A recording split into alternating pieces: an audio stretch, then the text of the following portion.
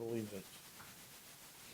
I pledge allegiance to the flag of the United States of America and to the republic for which it stands, one nation, under God, indivisible, with liberty and justice for all.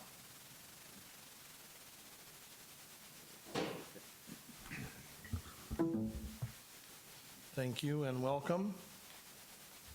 May I please have a motion for the approval of the minutes from the meeting held February 13th, 2017? So move. Second. Is there any further discussion? Hearing none, all those in favor, please signify by saying aye. Aye. Opposed, same sign. Motion carries. Is there anybody wishing to? Nope, okay. May I have an approval of the agenda, please? So moved. Second. Any discussion? All those in favor signify by saying aye. Aye. Opposed, same sign. And Deanne, good news report.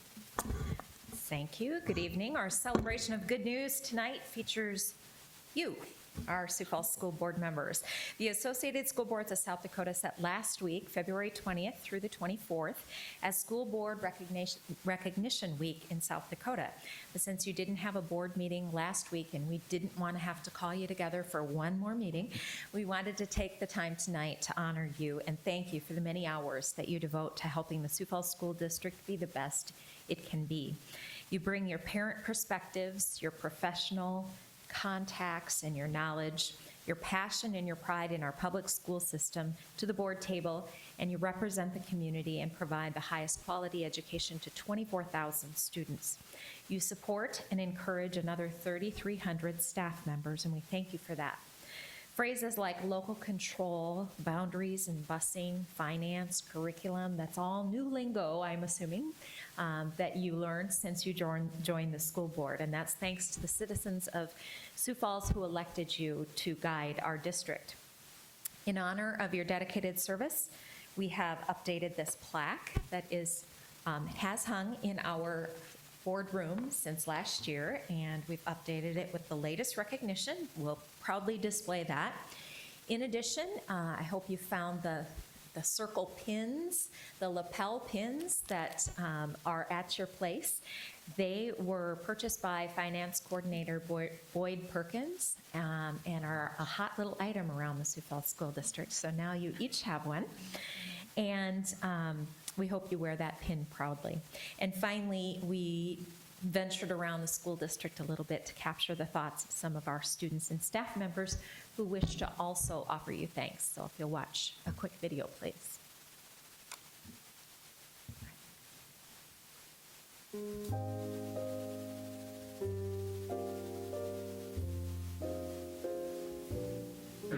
Hello, school board. Thank you so much for supporting our students. We couldn't do what we're doing without you each and every day. So thank you from the bottom of my heart for sacrificing and for serving our community. Thank you. Thanks for the opportunity to learn and grow. Thanks for all you do to support kids. Thank you for your service, school board. And I just want to do a shout out to the school board. Appreciate all of your hard work and service. It is a thankless job. It takes many hours, I know, and you are greatly appreciated by the administration and staff of your school district. And a special shout out to Todd. I can't believe you made it all the way to president, buddy. Thanks for recess. Thank you for supporting students. We just wanted to take this time to thank you for everything that you do for our school district, our students, and our staff. You make the difference. Thank you, school board. Today we're working on our poems. Thanks for great teachers. School board members, on behalf of Washington High School and our staff, we'd like to say thank you for the support you provide us in achieving the mission of the district to educate and prepare each student to succeed in the future. So on behalf of all of Washington High School, again, thank you for your support. Thank you for volunteering, school board. Thank you for giving us the opportunity to have a great education and learn and be successful. Thank you, school board. We love our school. Thank you, school board. So that was just a little bit of our thanks, and then we hope it goes a long ways, especially in those long meetings that you all have to endure to help us provide the best quality education we can for our students. So we offer up an applause for all of you.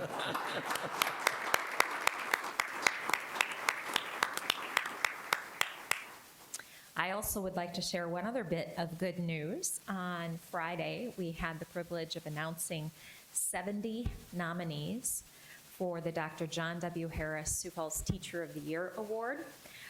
We have quite a cross-section from across the district. I haven't counted up how many schools are represented, but many elementary, middle, and high school teachers are passionately, the people who have nominated them have passionately written about why they should be considered as Teacher of the Year. And you will remember that on March 27th, the night of a board meeting, we have a celebration in honor of these nominees and finalists, and we will name the winner for 2017, thanks to Bruce Eide, our sponsor of the Teacher of the Year Award.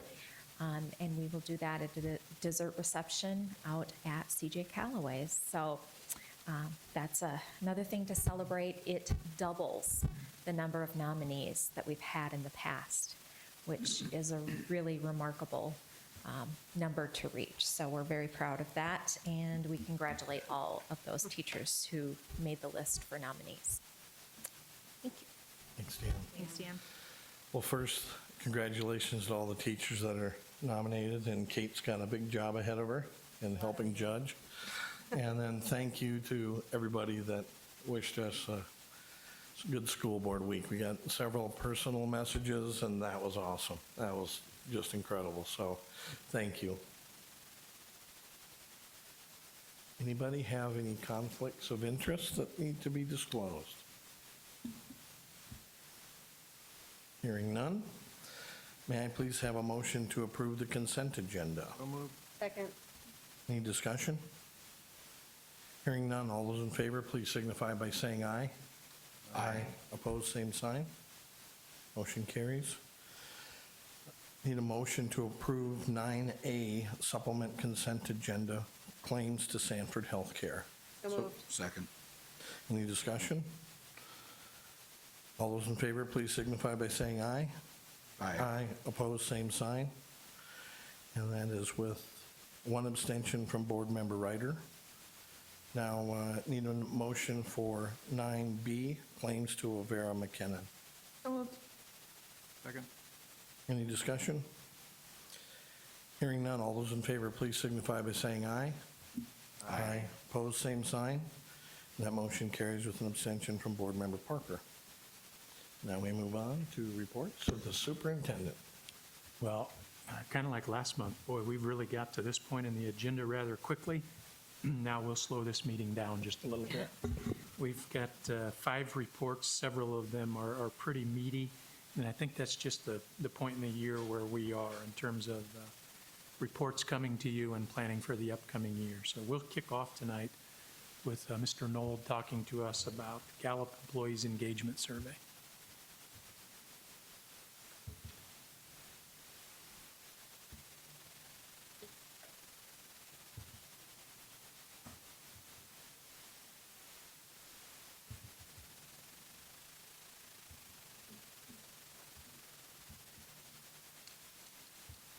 Good evening. The purpose of this report is to inform the board of the results of the Gallup Employee Engagement Survey that we administered this past December.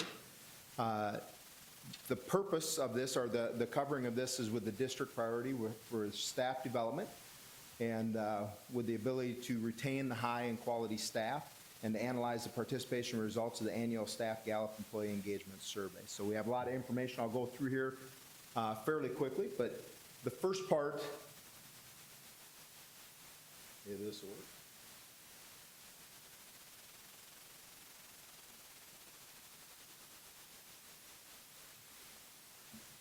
First part of this, the Gallup is widely regarded as one of the very best research-based performance management consultants in the nation. And so that is why we elected to use them for the past 3 years for the Gallup survey. In 2016 marks that 3rd consecutive year, and we do each year complete the survey that first week of December. So we do stay consistent with the weeks that we utilize as far as the survey being administered to our staff. Gallup has studied more than 25 million responses to their 12-question employee engagement assessment, and they do quantify that engaged employees are different than satisfied employees. So part of the questioning process they go through, they determine and differentiate between the difference of an engaged employee, one that is working with passion, performing at consistently high levels, and the drive for innovation will move their organization forward, different than a satisfied employee that may come to work each day, pleased with their work and their place of work and the job that they are doing, compared to that engagement where they continually move the system forward, the school forward. The items that matter were the 12 questions that they have identified and researched and gone through. Those 12 questions, I know what is expected of me at work. I have the materials and equipment I need to do my work right. At work, I have the opportunity to do what I do best every day. In the last 7 days, I have received recognition or praise for doing good work. My supervisor or someone at work seems to care about me as a person.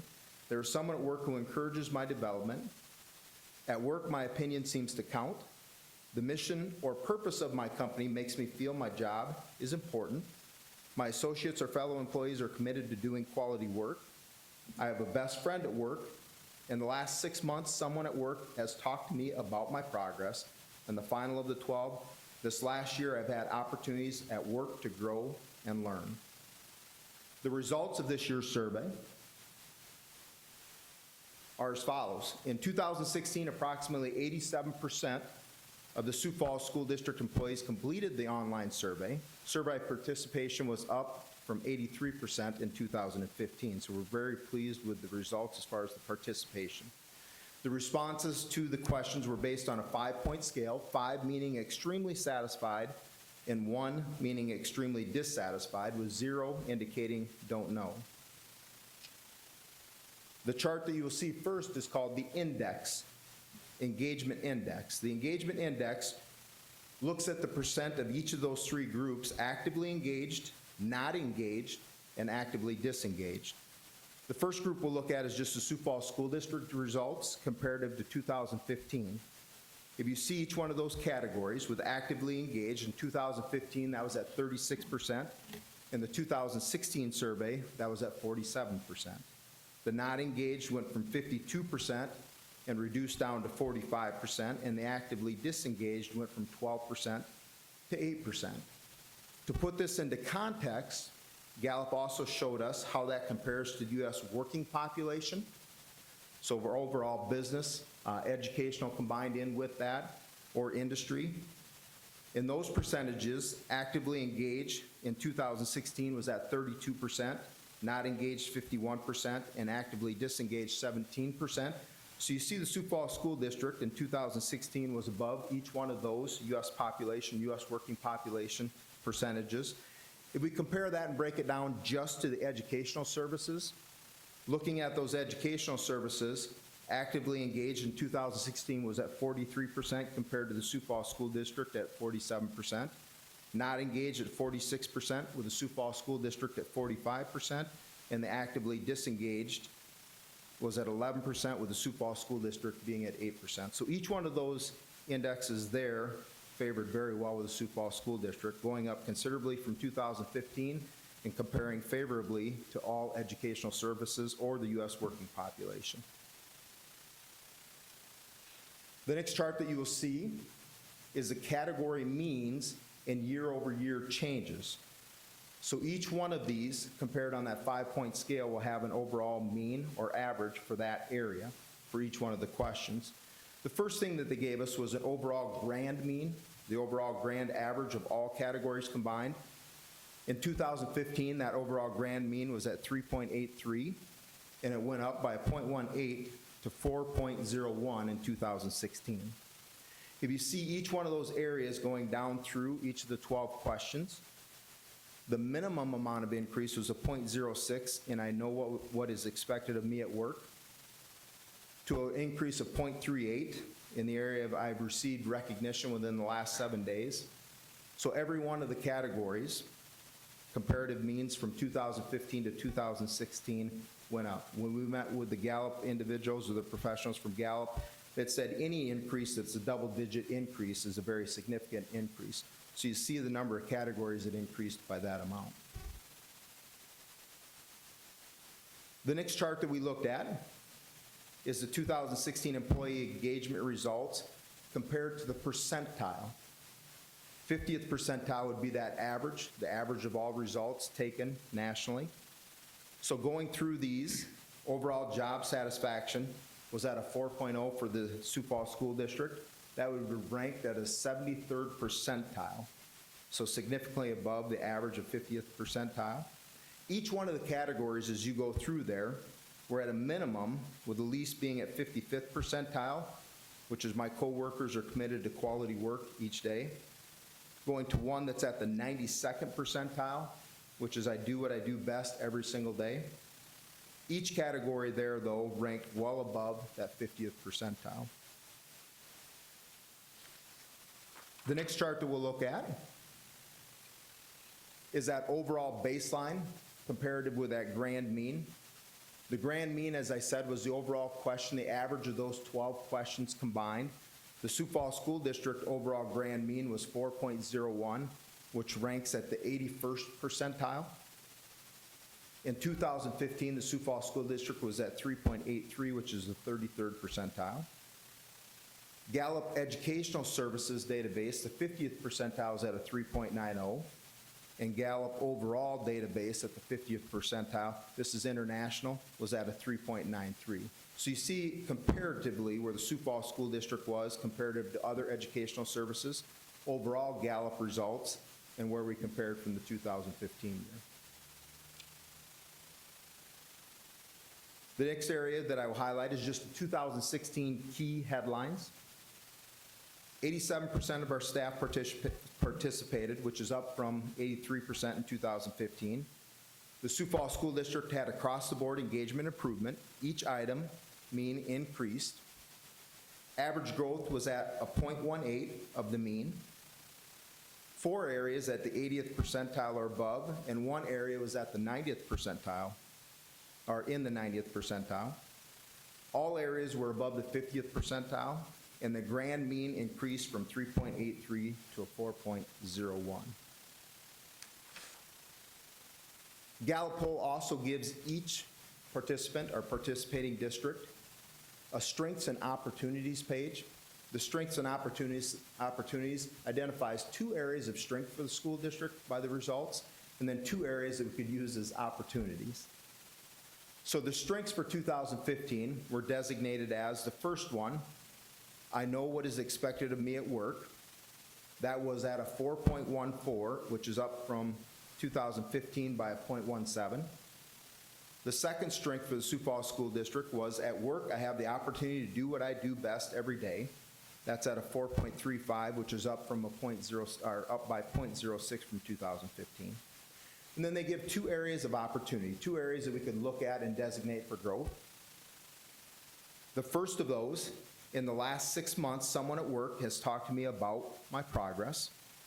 That was, or this year is at a 3.84. A year ago, it is still up from a year ago, up by 0.16. But it's still an area of opportunity that we can take advantage of. The second area of opportunity, this last year, I have had the opportunities at work to learn and grow. That was at a 4.12, which is up by 0.12 from the prior year, but still listed as an area opportunity. Those are the overall results of the 2016 Gallup Poll Employee Engagement Survey Report.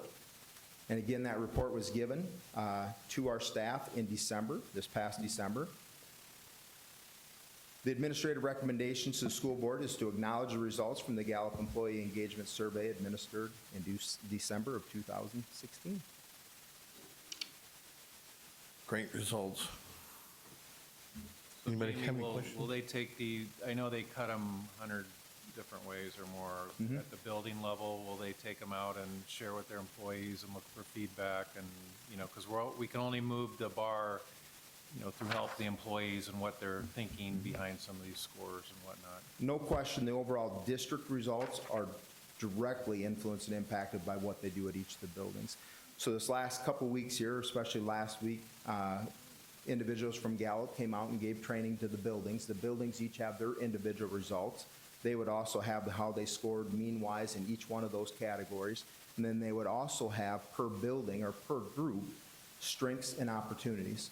So the challenge with the buildings and the part what was directed by central office was to go back and share that information with their leadership group, share that information with their staff, and then put together a plan of what's at least one or two of those areas that they would be able to grow and develop. Perfect. Celebrate the success as well, because obviously as the district increases, you could see significantly from the prior year, that is all built on that building growth. I just remember like 3 years ago, sitting around a table going, how do we know what people think and are people happy? I mean, I think we all had a feeling, but we didn't have a number, we didn't have a result. And so we were a little nervous to see what that first result was going to be, because we hadn't asked people for so long about it. And I don't know that we were necessarily disappointed or surprised in what we saw the first time, but certainly looking at last year's and now this year, you can really tell. And I can feel that even when I'm in buildings and in the community and I talk to people, I can feel that there's a difference in how people feel about their work and their job and their environment. And so I think it's great to have numbers, and I think it's awesome to be able to feel that too. And so I'm hoping that obviously the people in the buildings are having those same feelings, and we can continue to build on that in the future too. It was very good to hear from the building principals as we shared and had the presenter from Gallup of all the different things that they're doing within the buildings to build upon some of that, and just the conversation too. To be able to bring the staff together and be able to talk about that and look at specific areas of how can we improve our support of our staff in our buildings. Great information. Anybody else? Hearing none, I need a motion to acknowledge results from the Gallup Employee Engagement Survey administered in December of 2016. So moved. Second. Any further discussion? But I just think that this information, as it becomes more widely known, will also help us with our recruiting efforts within the district. The people want to work someplace where their coworkers are engaged, where they know that the work that they're doing is recognized as excellent, and I'm pretty sure that this will also be a real enhancement to our recruiting efforts. So good stuff. Thank you. Yeah, I think it's our commitment to our employees as we embarked 3 years ago or whatever, that the culture in this district matters and everyone's feedback. And this is the board's way of sort of making sure that every year we get that feedback directly to us. And so great that the participation rate is up, to 87%, and really, really overall great results. When the participation rate goes up, it's great to see that the results are good. Usually when you have more participation, you might expect results to go down. So this is something that we should all be proud of. Nice job. I'd love to see maybe next year, the 2014, 2015, 2016, really see the progression. It would have been interesting to see where we were in 2014 versus this year, but good results. The 2014 administration was different than the 2015 and 2016 administration. So next year we'd really have 3 years of apples to apples comparison that we can show you. Right. Anything else? We have a motion and a second. All those in favor, please signify by saying aye. Aye. Opposed, same sign. Thanks, Jamie. Our next report is an elementary data coaches report that is coming to you from our Director of Curriculum and Instruction, Ann Smith. Good evening.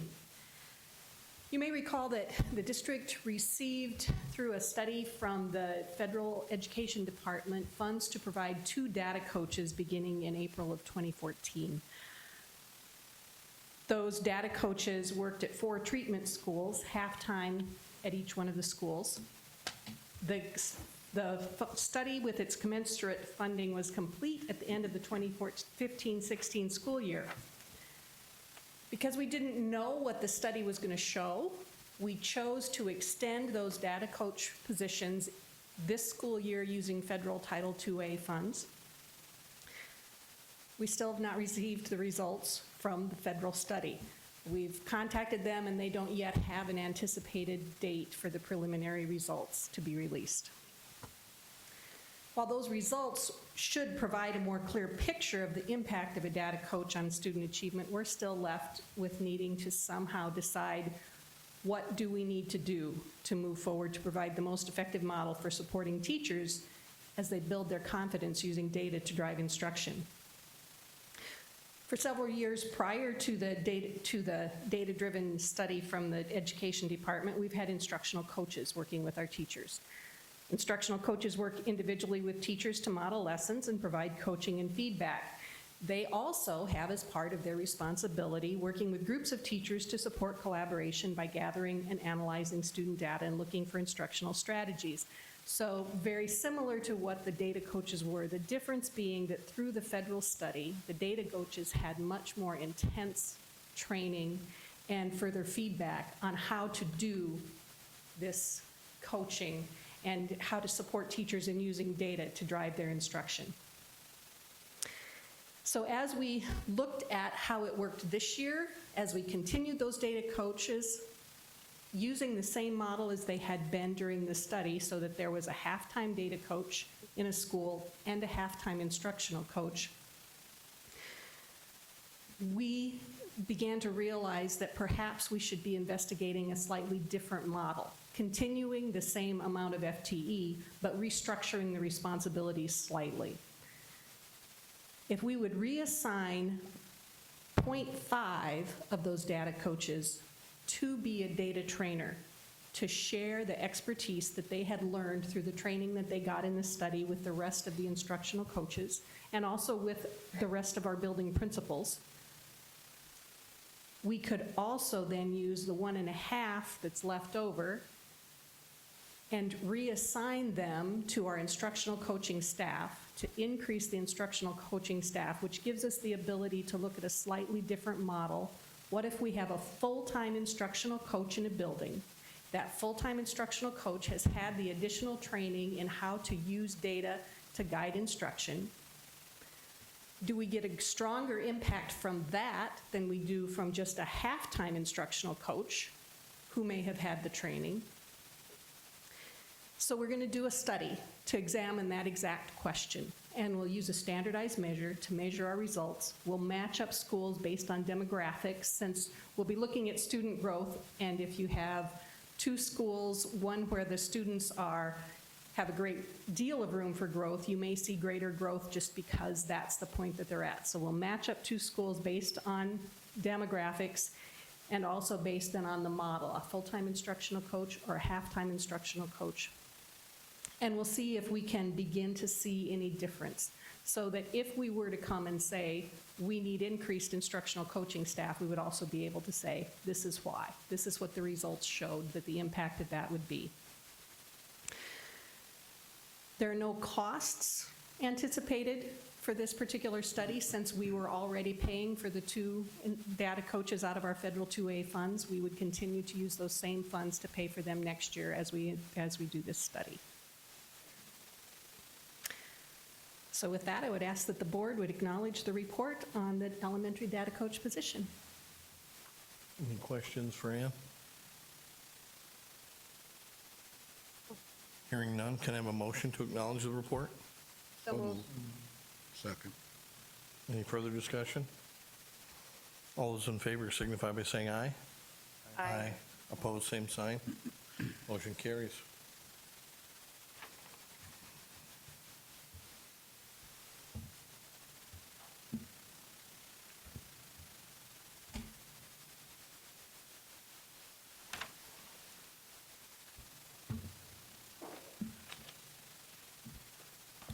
Well, good evening.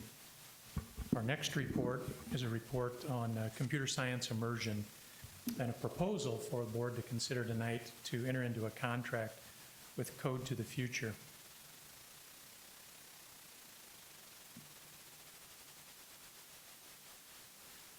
I'm going to start with a couple of quotes here tonight to kind of set the stage. One comes to you from James March, who's an organizational theorist. And this quote is, "The basic problem confronting an organization is to engage in sufficient exploitation to ensure its current viability and, at the same time, devote enough energy to exploration to ensure its future viability." That was kind of the genesis for this conversation, is how do we continue to exploit what we have to continue to be viable as the public school system here in Sioux Falls. The next quote, I thought if I was going to use light bulbs as a backdrop, I should probably have something in there from Thomas Edison. And this quote is that books will soon be obsolete in the public schools. Our school system will be completely changed inside of 10 years. And I put the date on there sufficiently small. And I think it says 1913. We missed the mark. We did a lot of great things for us. He missed the mark on that prediction. And I don't know that what I have for you tonight is going to just change everything we do in our schools, but I do think it's a next great step for our school system. Why computer science? Why would we even begin to talk about computer science as the next step? And the reason I think it can be found in many places in our strategic plan. One place that I have in front of you right now says that as a school district, we are committed to provide rigorous, effective, and engaging curriculum and instruction for all students to emphasize growth and reduce the achievement gap with special focus in the following areas. And in our strategic plan, it highlights 6 areas. And rather than go through all 6 areas that you see in front of you, I want to highlight 3 of those 6 areas. Item C that I have on the screen says that we will have differentiated and engaging pathways, and we do a tremendous job of that in our school district already. So this is the next step in that differentiation and engaging pathway. Item D says that we'll provide equitable access to highly effective programs, and I think that's an area where we can get better in terms of offering equitable access. And then item E says that we will have students who are prepared for college readiness and/or career preparedness. And I think this program really hits to those 3 areas in particular. So why else computer science? Is there anything other than our strategic plan? Well, there are. There are a couple of things, a couple of areas that I'd like to highlight. Number one, when we look at the area of computer science, it's an industry dominated by males. When you look at the number of males in this industry versus the number of females in this industry, there's a great disparity in that proportion. Earlier this year, I had the opportunity to go to Washington High School and participate, actually observe their hour of code. I didn't know that one of those instructors was going to be here tonight, but I see Mark Emery is here, instructor at Washington High School, and he's actually the person who invited me to come to the hour of code at Washington High. If you're not familiar with the hour of code, what it is it's a school committing to 1 hour a day of trying to increase the emphasis of what computer science can do in our schools, but also specifically to give exposure to computer science to the females in our schools. This particular day, Mr. Emery and others, I know you didn't do it alone, but I know there were others involved in that, brought in female role models from around the community. I know there were at least 5 that I saw. Female role models working in the computer science industry from Raven Industries, from Eros, and from Citibank. And I had an opportunity to speak with 3 of those 5. And I asked them, number one, do you think we're doing enough in terms of computer science instruction in our schools? Well, of course, they're in the industry. I expected them to say no, and they did. And I said, at what point do you think we should begin computer science instruction in our schools? And I talked to each one of them independently, so this wasn't a groupthink thing. And 2 of them said we should start in the elementary, and 1 of them said, I think we should begin at kindergarten. So that's coming from folks who are in the industry. So the hour of code really kind of, at that point, got me thinking more and more about what we could do in this particular area. And then when you think about something like this where we provide this instruction to all of our elementary students, male and female, hopefully we begin to get away from that stigma of only males go into this area. So why else? I think because we have an opportunity to break down that wall that separates men and women in this particular area. And then the other two things I think I would say are, we want schools that students want to attend, and we want schools that parents want for their children. I think we have that.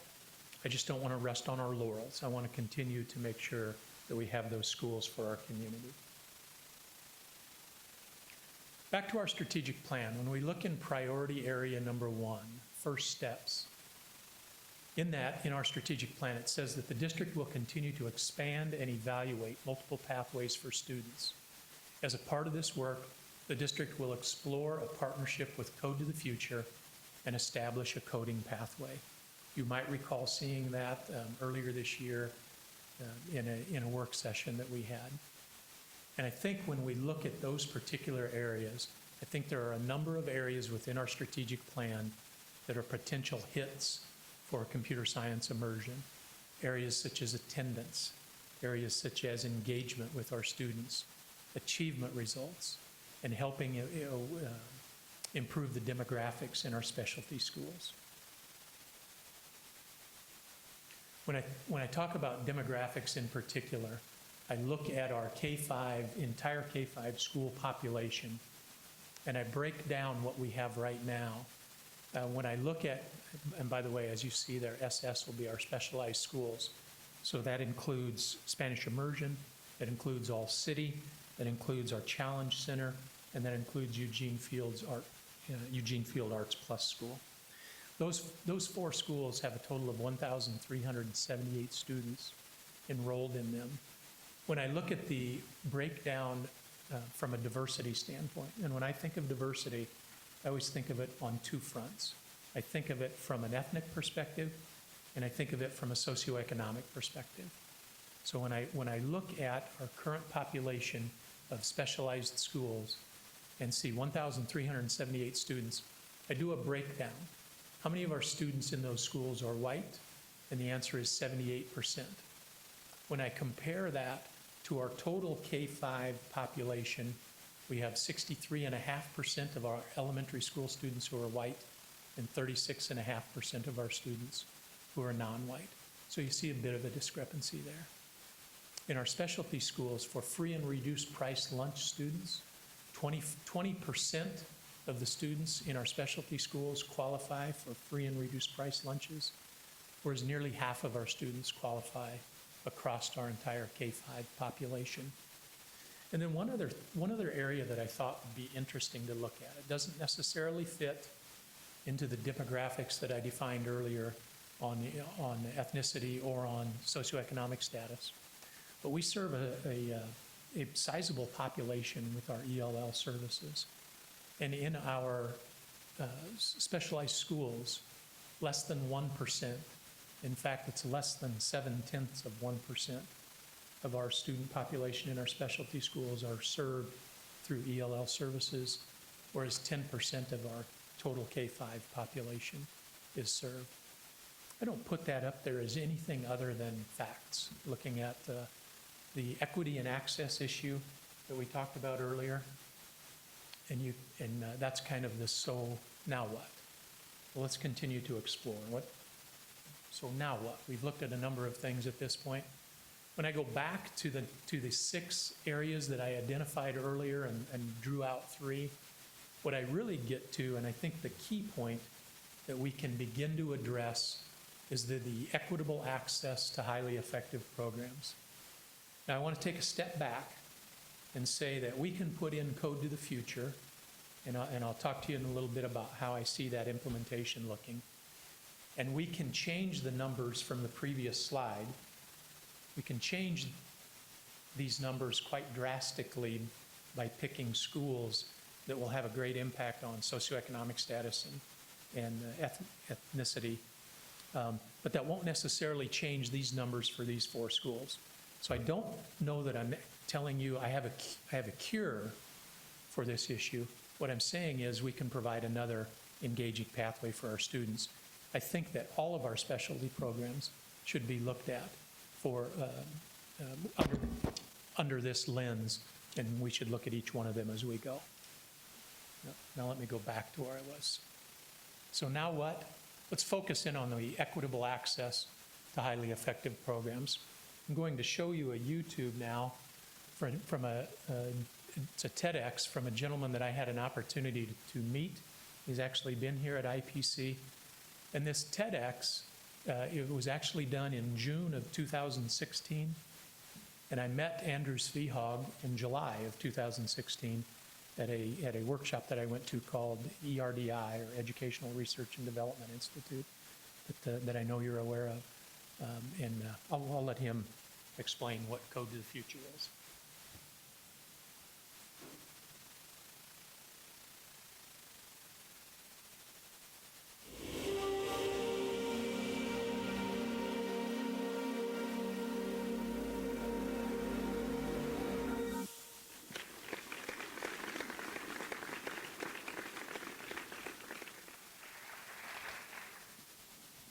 When I was 15, I became a national chess champion. I was always looking for the next challenge, and I thought that that would be to train someone else to win the nationals.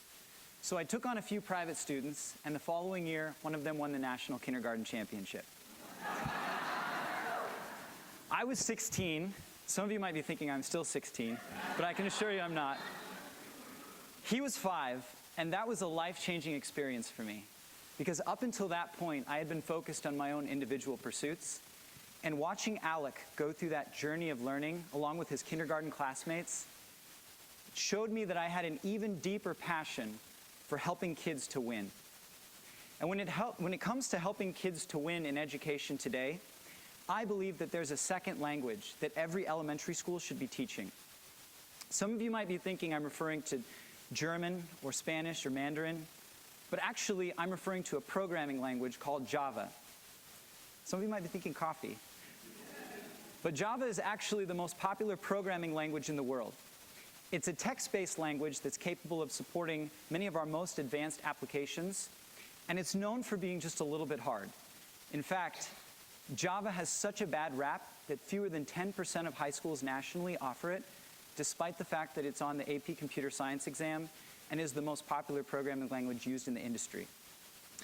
What you'll hear from many engineers is that Java is harder to learn than many other languages, but going through the process of learning Java creates a really solid foundation for understanding those other languages. I believe that we need to be teaching Java to students, and that if we're going to ensure equity and help students be prepared to lead the way in the future, that we need to start teaching them Java in elementary school. Having experienced the opportunity to partner with the Cajon Valley Union School District in creating America's first computer science immersion schools has given me a chance to see what's possible when it comes to advanced computer science in elementary school. I have a few examples from some of the things the students from high needs and high socioeconomic English language learner population school sites have been able to accomplish in less than 1 year that I'd like to show to you.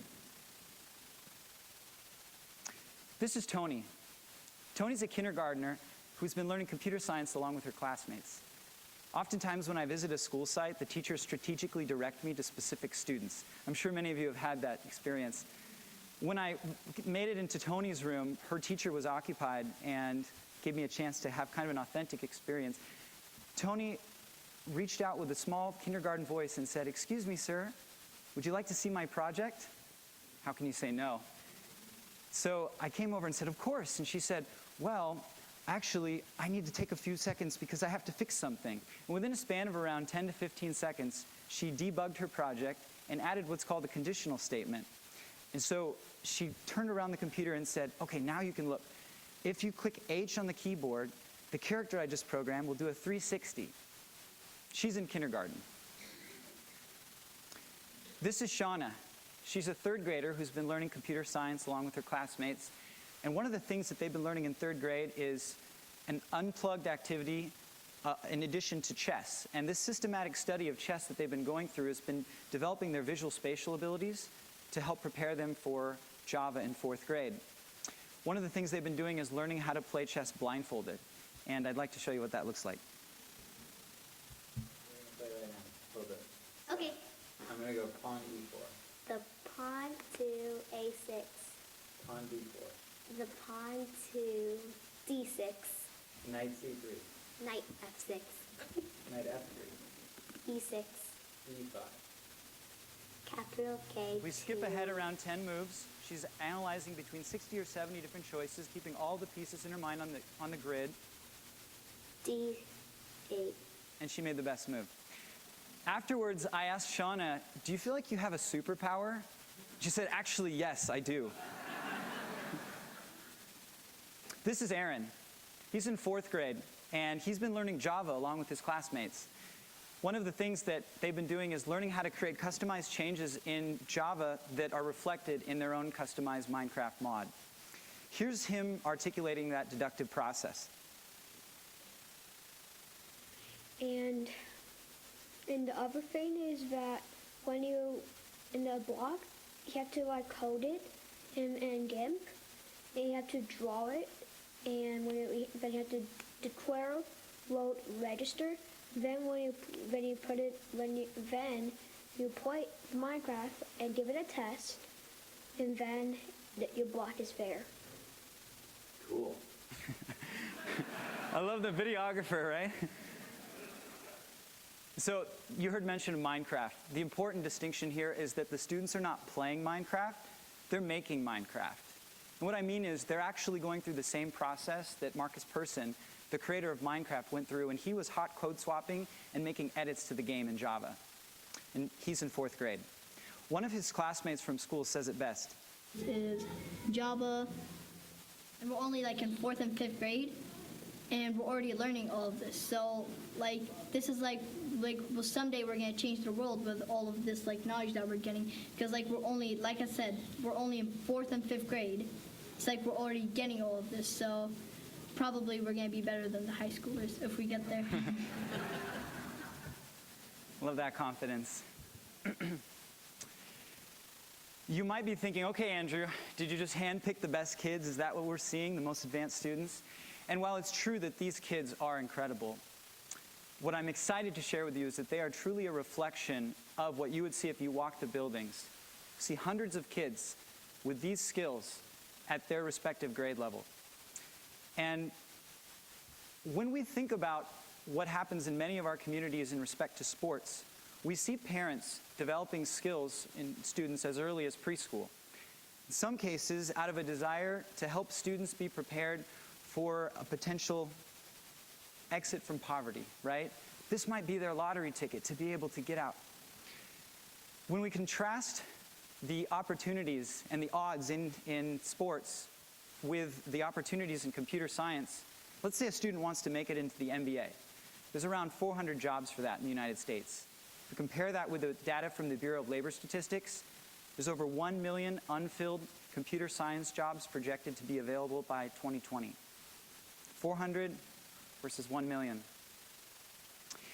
I know that asking you to believe that 4th graders can learn Java is a tall order. And I have to admit and confess to you that I had a really hard time believing that they could do it at first as well. And I'm a bit ashamed to admit that, because I should have known better, having seen what they could do in chess and other disciplines. But after having seen and gone through that process with them, I know that they can do it now. And I want every child to have that opportunity. What I'm really trying to say is this. Exposure to computer science is important, but I believe that exposure alone is not enough. I believe that if we're going to ensure equity and truly prepare students to lead our nation into the future, that we need to be teaching students real programming languages, including Java, as early as elementary school. And what I've seen is that if we make awesome normal, students will rise to our expectations. They will rise, they will win, and they'll lead our country into a successful future. And so I offer you my hand, and I ask you to join me in helping them to do that. Thank you very much.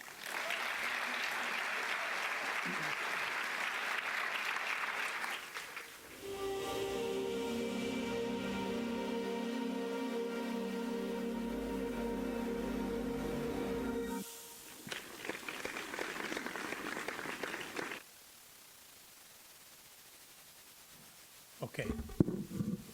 So, Code to the Future, what are we looking at here?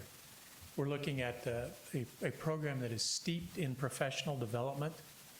We're looking at a 5-year plan. We're looking at an elementary and middle school plan, and then certainly there's a high school implication. Ultimately, there's a contract. Let me talk about each one of those. First of all, Code to the Future, it's a company with a growing national presence. They have a focus on critical thinking skills, and I think that is very, very important to see. While we talk about computer science, we talk about coding, we talk about Java, critical thinking skills is what we're really after here. Students will be able to use those critical thinking skills in a variety of areas, and development of computer science skills. Another thing that I think is really important is that we will utilize our current curriculum. So math will still be math, science will still be science, English will still be English. I give you the analogy of in Spanish immersion, we use the delivery method of speaking the Spanish language, but our math curriculum is still our math curriculum. If we adopt Code to the Future, our math curriculum will still be our math curriculum, our English curriculum will still be our English curriculum. The activities associated with those different disciplines will change, and that's what will have to be learned, not new curriculums. The professional development will actually begin with principals in March, and then with teachers, it'll begin with a 2-day summer training.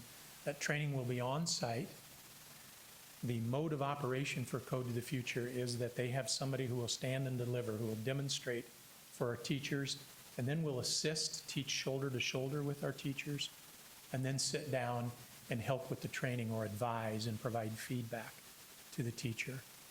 The professional development carries on for 5 years, so it's not those 2 days in the summer and you've got to remember that forever. Rather, it's very much an ongoing plan, and we have a plan for implementation in our elementary schools and in our middle schools. The high school, what's that look like? I really don't know at this point. I put down some could-bes, and I want to be careful because I'm not advocating for anything here. But it could be a new school focus. It could be a component of the CTE Academy. Certainly, there'll be implications for the high school curriculum, though, as it comes to computer science. What that looks like beyond that, I don't know. We actually have 5 years before we need to implement at the high school level, so probably 4 years before we need to have a clear plan as to what that looks like. The contract itself calls for 568 days of professional development. That is a lot of professional development in our buildings. 5 years of training. The average per year is about $250,000. The total cost of the contract with Code to the Future is $1,264,000.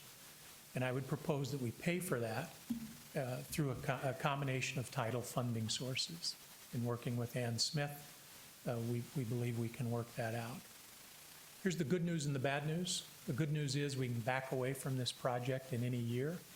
So we can pay for the first year, go through it at the end of that first year, say this isn't what we bargained for, and we can back out of it.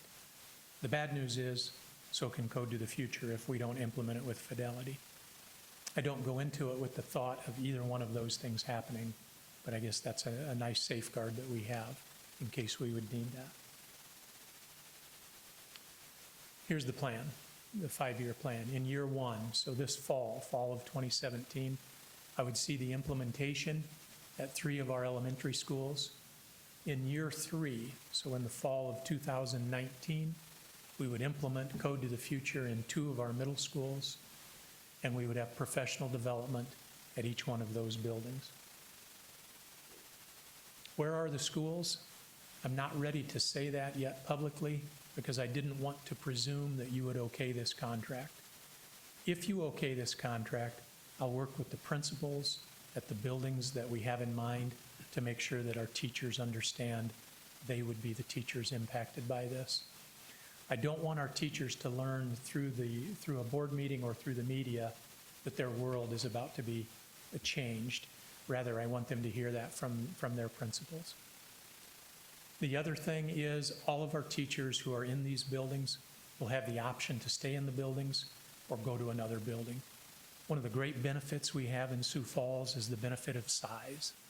So we have a number of elementary schools that will be able to accommodate teachers who don't want to be in these environments. Also, I'm hopeful we'll be able to accommodate those teachers who want to be in these environments and who will want to move into these environments.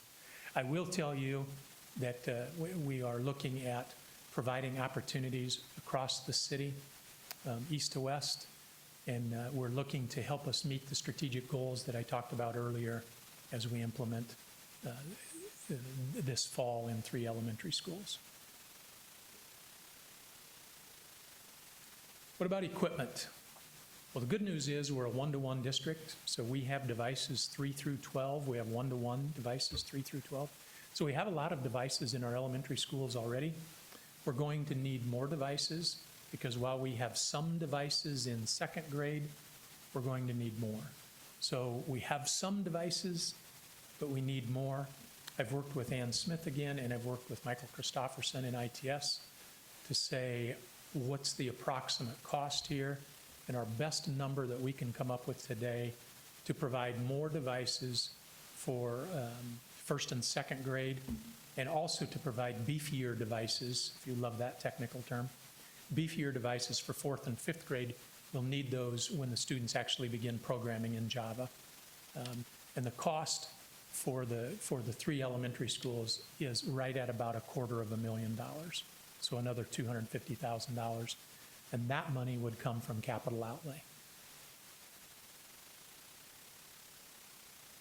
So I began with 2 quotes. I want to close with 2 quotes. The first one is from Peter Drucker. You may all remember Peter Drucker. And he said long ago that every failure is a failure of a manager. And I put that on me. Every failure is a failure of a superintendent. I think at this point, what we need to do is take what we do so very well and provide pathways. Take what we do and provide specialized schooling opportunities for our students. The 4 we have in place are par excellent, and I think we need to take the next step.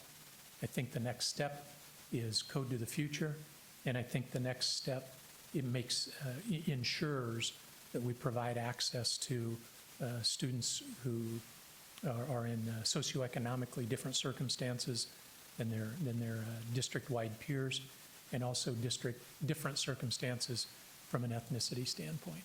So we don't have this failure on my watch. The last quote that I have comes from a book that I'm actually currently reading called Lead and Disrupt. I hate to put that title up there because it looks like you're just disrupting everything, and that's not what this book is about. But here is what the book is about. I'll read the quote and then I'll tell you why I put it in there. Leaders of companies are charged with making sure that they can sense new threats and seize new opportunities by reconfiguring existing organizational assets. And I think we always have to be aware of the new threats. And here's what I mean by that. We are in an enviable position, I believe, as a city to continue to grow as a city and as a school district. And I want to make sure that all of the students who live in the Sioux Falls attendance area have opportunities to stay in the Sioux Falls attendance area. I want to make sure that we don't lose those students to any other educational entity. Also, as we look at the ongoing conversation about online schools and virtual schools, and those conversations that have swept our nation with the change in administration, I don't know if that's good or bad. Here's what I do believe. I do believe that if we can continue to provide opportunities for our students that are going to be better than any virtual opportunity or online opportunity, we don't have to worry about those threats. So I want to continue to sharpen our own saw and continue to be the best that we can be in the Sioux Falls School District. That concludes my report. I know that's lengthy, but it's not every day we throw $1.5 million opportunity in front of you.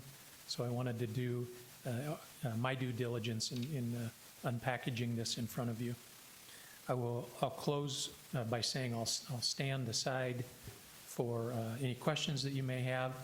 And my recommendation to you is that you approve a 5-year contract with Code to the Future for implementation of a computer science immersion program at 3 elementary schools beginning the fall of 2017.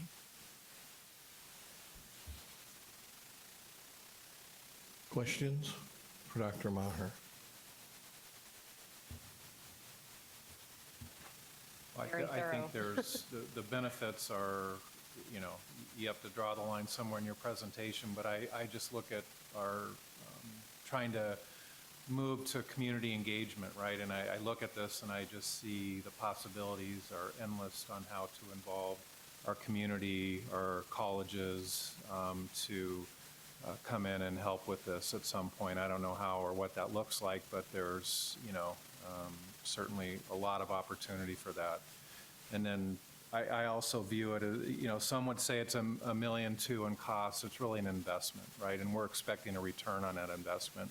And the return will be through increased graduation rates, workforce development, things that will benefit society down the road. And so this is really part of our DNA in this school district. It's when we stood at the, you know, when we rolled out New Tech High, and it was a similar situation, right? We didn't know if it was going to work, but we had a gut feeling that it was the right thing to do, and we trusted our gut, and it was right, trying to explain to those parents that it doesn't exist today, right? Except maybe in California, and here's a video of this, and trust us.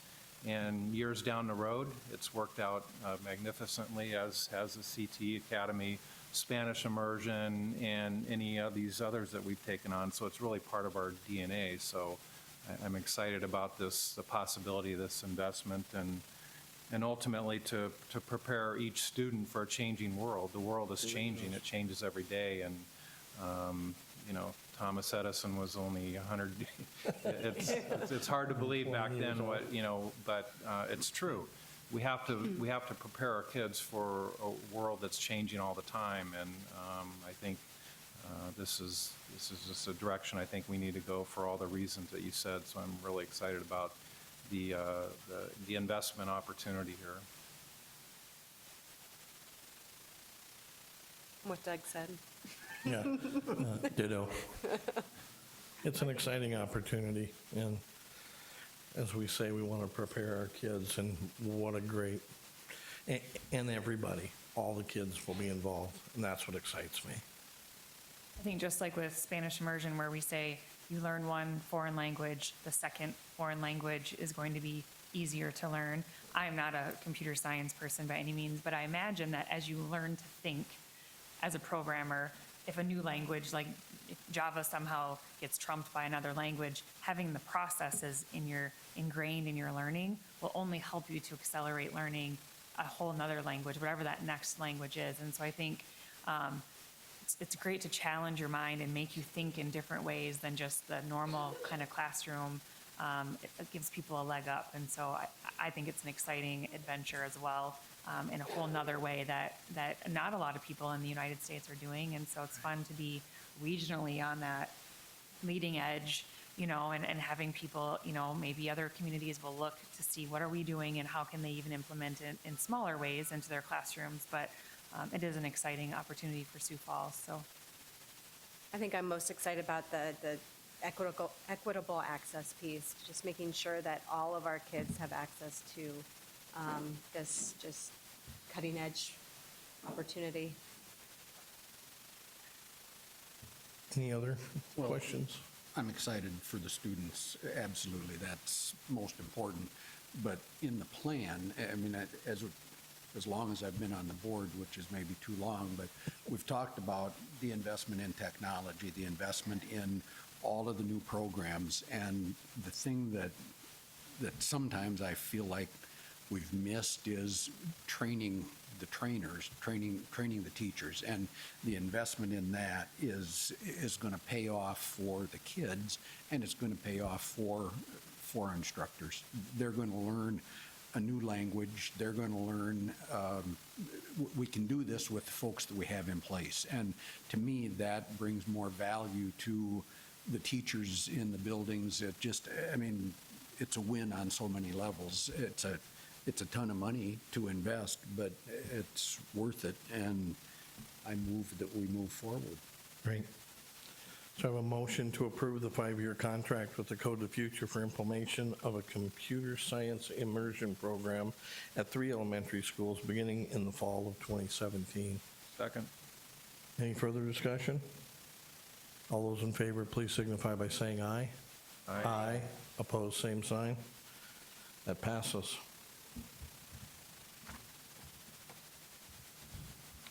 Well, thank you. That's a lot of work. You just approved right there. I might piggyback a little bit on what Kent said. Yeah, one of the things that I want to be very cognizant of here is our teachers work incredibly hard, and our elementary teachers work harder than most people would ever imagine. I don't want to put more on their plate. So professional development and doing this right is a critical piece here. So I appreciate that you recognize that. That is truly a very, very important piece here. So thanks again for that approval. We'll now move to the 2017-18 calendar update. And for those who are wondering, this is not the calendar committee that we have in force that's looking in the calendars down the road. Rather, it is an update on the calendar for next year.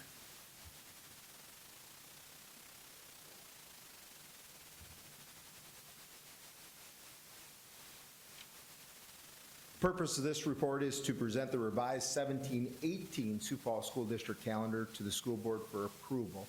And again, as Dr. Meyer said, this is not the one we're working on with the 2018-19 that we've had the input sessions with. The calendar committee was asked to review and consider changes to the 17-18 school calendar specific to both building and district in-service dates and parent-teacher conferences. The request was made by building principals, curriculum services, and district staff. There are 5 changes being requested to the 17-18 calendar revision. The first of those 5 changes is that the building plan in service on October 19th be changed to October 19th and not October 23rd. So it should read then October 19th high school PM district planned in service, and it would also not be building. So for that first change, in service for the high school will be changed from the 23rd of October to the 19th of October and will become district instead of building. Part of these changes you'll see as we go through is to take what was a day of building our district in service prior to the start of the school year and move that into the school year so the building has more time prior to the start of the school year. So to do that, we changed that 23rd to the 19th. That was also a day where we had early start for high school, early release, and then we did building in service. And then after that, we had parent-teacher conferences. So the staff was in the building from 7 in the morning till late in the evening. So our parent-teacher conferences will still stay on that night of the 23rd. We're just going to move the in-service off that night. So that's the first requested change. The second is the middle school fall parent-teacher conferences that we would add as an optional date, October 23rd in the afternoon, because currently middle school have in-service that morning, and so it's just to add the option for them in the afternoon to be able to have parent-teacher conferences in that afternoon so that they're not all evening nights in case there's individuals that can't come in the evening. The third request would be very similar. It's just for that spring parent-teacher conferences, the middle school spring parent-teacher conferences, to add that option of February 16th as an optional afternoon, because again, that's the second time where they will have in-service in the morning. The fourth, October 23rd, currently reads elementary, middle school AM building plan in service. It would change from building to district, because again, we're trying to take a day of that district in service and remove it from the beginning of the year before school starts and allow that back to the buildings, and take the district in service and move it into the school year where it can be balanced out that way. And then March 29th, be a district in-service, where there'd be elementary early dismissal, middle school late start, and high school early start, early dismissal. This would be a district in-service time to allow for the additional building time at the start of the year. So the district would lose that one day prior to the start of the year. They would go back to the building, so they'd have that more additional time within the building. The district, to pick up that time, would take one of the afternoon in-service times from the buildings and then have this day on March 29th.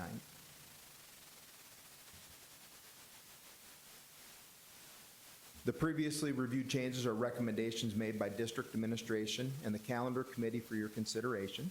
The district respects the process of advanced planning by all parents and staff and has not requested any changes that alter days currently set as non-school days for students or staff. So the administrative recommendation is adopt the revisions of the 17-18 school calendar as presented. Any questions for Jamie? So, I just have a question that's more general. Why do we have an early dismissal for elementary, but a late, late start for middle school? Especially the day before a holiday weekend. And the holiday weekend was standing. The part that has been done for years now has been with the altering those two for busing schedules has been one part of it because of the buses that are being utilized. And so the one starts early and then starts in the morning, then has the in-service after. The other one goes the opposite. Most of that, as I understand, was based on the busing process. As far as it being before a vacation, that was not determined one way or another in there. It was just set that there would be a day that they would have that. Now, I'm hesitant on that part to change that because it would alter then possibly a day that people had planned on already. For future calendars, we're trying to be aware of that and talk to the principals about that over the last 2 weeks here prior to the next calendar committee, but that would not go back until the 18-19. We'd talk about that. So we're trying to be very aware when we talk to the building principals that if we take these recommendations forward, we're not going to alter any day that currently has any vacation or a day that is non-school day right now, and other days per general in case parents were planning ahead. So it could be that some elementary had planned to leave in that afternoon already, and by not changing that now for this, they would not miss any school time. And admittedly, I've never really noticed it before because this is the first year I have a middle schooler. It's like, huh. Not that I'm going anywhere, but it's just like, well, yeah. Just a general question. Thank you. Any other questions? Hearing none, may I have a motion to adopt the revisions to the 2017 school calendar as presented? So moved. Yeah. Any further discussion? All those in favor, please signify by saying aye. Aye. Opposed, same sign. That carries. Thanks, Jamie. Next report will be a legislative update from Mr. Leek. Thank you. Very briefly, we're tracking, or have tracked, 46 bills this session. Of those, 7 are key bills. Of those 7 key bills, 6 have died. And of those 6 that have died, 1 we supported and 5 we opposed. So I guess we're 1 and 5. There's 1 left. It's that House Bill 1170, which deals with that conflicts of interest law that was passed last year. That was quite confusing. It's trying to straighten that out. We didn't quite get our 1 amendment to make it apply to all elected officials in the state, but we have had a meeting with the sponsor, and it's amended. It's a lot better than it was 2 weeks ago. So that bill's still alive, and our position was to amend it, and we got it amended. So I think now we're okay with it generally. Other than that, I don't have much else to report. It's not hopefully busy session. Thanks for all the work on that everyone has done. I know that's... Kate Bartel and Milwaukee doing a lot of work. Yep. Do I need to have a motion? I'd say, yeah, just to approve the report. Yep. So moved. Second. All those in favor, please signify by saying aye. Aye. Opposed, same sign. Now we have to appoint the board to the local Board of Equalization.